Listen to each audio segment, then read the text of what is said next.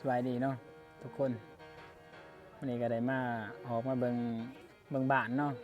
เพราะว่ากำลังสร้างเนาะสร้างได้น้อยหนึงบ่ทันได้หลายหรอกเพราะว่ากำลังเริ่มต้นมันปีนี้ละเริ่มต้นลงมือจริงๆจังๆจากคนที่ว่าเคยบอกเคยว่าเขาเนาะว่าโอ้ยเพิ่นสิไปฮอดไสเนาะเพื่อนเฮ็ดซ่านที่ว่าโอ้ยบักอันนี้ไปนั่นไปนี่บ่เป็นตาได้หรอกตอนนี้ก็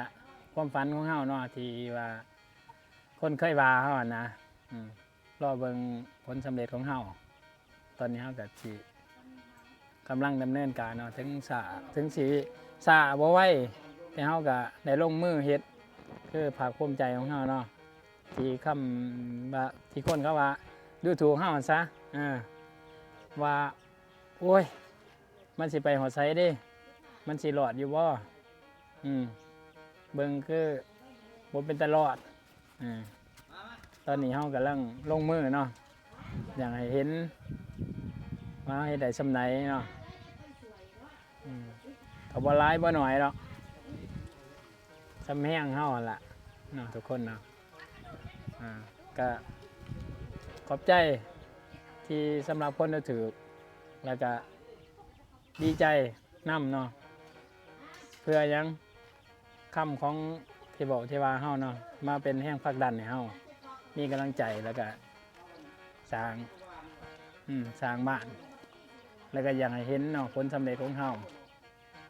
มันสิเป็นแนวใดกับคำดูถูกของเขาเฮาก็พยายามเต็มที่สู่มาแหละเนาะที่เหือที่แห้งแหละจุดประสงค์ก็ยังมีเฮือนมีซ่านบ่ได้อยู่แหละเนาะว่าลองเบิ่งว่าสิเฮ็ดได้หรือเฮ็ดบ่ได้เนาะก็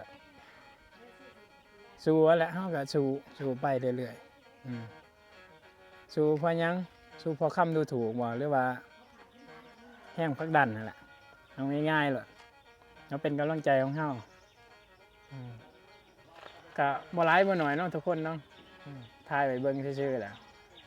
พอได้เบิ่งและอยากให้ทุกคนเห็นว่าผลสำเร็จของเฮาเป็นแนวใดพ่อแม่พี่น้องอยู่ทั้งบ้านก็พอได้เบิ่งได้ชมมาละแต่ขอให้เป็นกำลังใจกันเด้อ